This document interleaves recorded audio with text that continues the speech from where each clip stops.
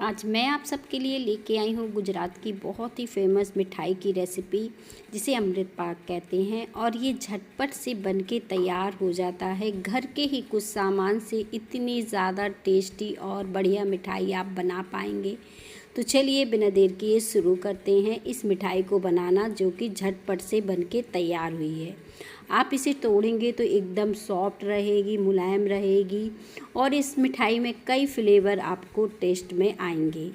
तो शुरू करते हैं इसे बनाना। इसे बनाने के लिए एक कढ़ाई लेना है और इसमें हमें डालना है घी। यहाँ पे मैं मिठाई बनाने में घी का इस्तेमाल कर रही हूँ।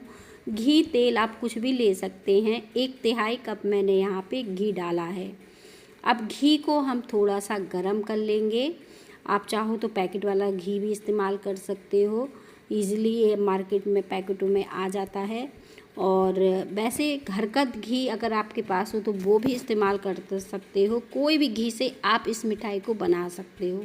यहाँ पे सूजी लेनी है आपको, एकदम बारीक वाली सूजी का हमें इस्तेमाल करना है। अगर आपके पास थोड़ी मोटी सूजी है तो आप उसे पहले मिक्सी में डालिए और फिर थोड़ा सा महीन कर लीजिए, फिर इस मिठाई को बनाइए तो बहुत ही शानदार ये बनके तैयार होगी। 1 कप सूजी को हम 2 से 3 मिनट के लिए इस तरह से चलाते हुए मिक्स कर लेंगे घी में, ताकि ये घी में अच्छे से मिक्स हो जाए। आँच को यहाँ पे धीमा ही रखेंगे और बस इसे चलाते जाएंगे। और बस इस तरह से जब चलाते जाएंगे और हम धीरे धीरे करके इसमें बाकी की चीज़ें भी ऐड करते जाएंगे। यहाँ पे हमने आधे कप बेसन लिया है और इसे भी डाल दिया है। बेसन सूजी को अच्छे से मिक्स करना है और इन्हें भूनना भी है। बढ़िया तरीके से भूनकर तैयार करेंगे तभी तो हमारी मिठाई एकदम शानदार और परफेक्ट बनके तैयार होगी। अब जब इस तरह से सूजी देखें अच्छे से घी में मिक्स हो गई है, सूजी बेसन देखें कुछ इस तरह से ये दिख रही है।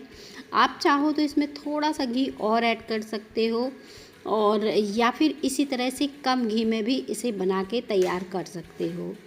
तो वो अपने हिसाब से आप कर सकते हो, थोड़े से कम घी में भी बना सकते हो या फिर ज़्यादा घी में भी।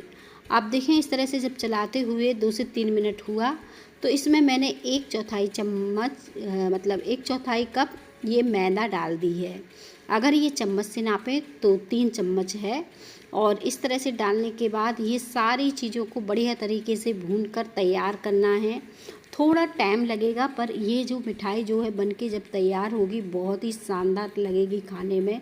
एकदम ये परफेक्ट सी बनके तैयार होगी जब आप इस नए तरीके से इस मिठाई को बनाएंगे। आप देखें ये सारी चीज़ें बढ़िया तरीके से भून चुकी हैं। मैं इसे पास से दिखा रही हूँ। इसी तरह से इसे भूनना है और साथ में हमें डाल देना है 1/4 कप ये मिल्क पाउडर, जिसे दूध का पाउडर भी कहते हैं। आप इसे डाल सकते हो और अच्छे से सारी चीज़ों को इस तरह से मिलाकर तैयार कर लेना है। अब ये सारी चीज़ें बढ़िया सी भून चुकी हैं। अब गैस को बंद कर देना है और बस इसे साइड रख देना है। अब एक पैन लेना है और पैन में हमें डालना है 1 कप भरकर चीनी।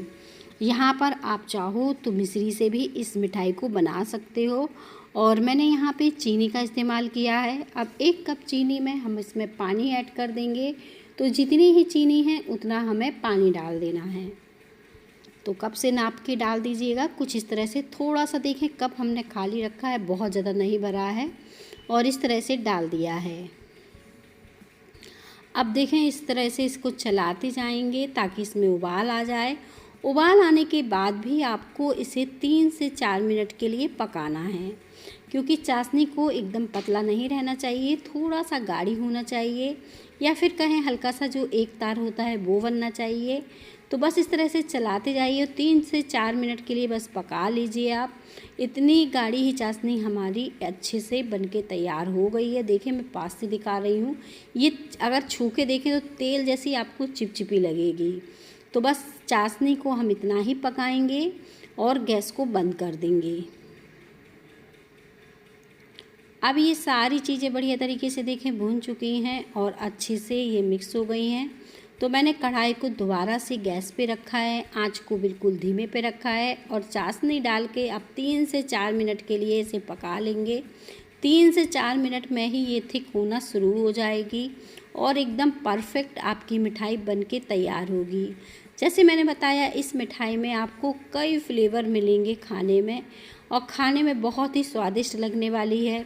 सबसे अच्छी बात है इस मिठाई को, ये सूखी मिठाई है तो आप इसे ज़्यादा दिन तक स्टोर कर सकते हैं, ये जल्दी ख़राब नहीं होगी। 20 से 25 दिन आराम से खा सकते हैं।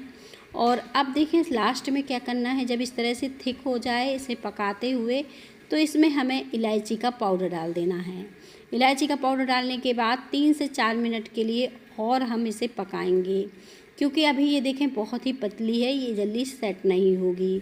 मैं इसे लास्ट में आपको बताऊंगी कि कैसे आप इसे चेक करेंगे कि ये अच्छे से सेट हो जाए। तो बस इस तरह से चलाते हुए इसे पका लेना है, और फिर इसका थोड़ा सा हिस्सा इस तरह से निकाल कर साइड रख देना है, क्योंकि गर्मियों का समय है, तुरंत नहीं छूना है इसे, एकदम गर्म है। थोड़ा ठंडा हो जाए तब आप इसको निकालिएगा। देखें अभी भी काफ़ी गर्म है तो मैं उठा नहीं पा रही थी।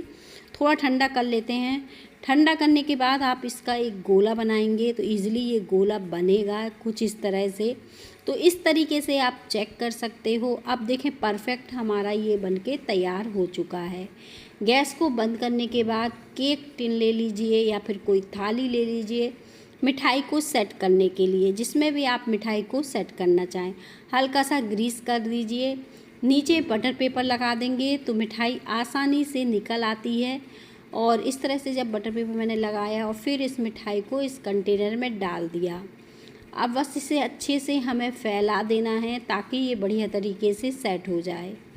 अगर चाहो तो थोड़े से ड्राई फ्रूट वगैरह भी इसके ऊपर से आप डाल सकते हो, तो वो भी थोड़ा सा सेट हो जाएंगे।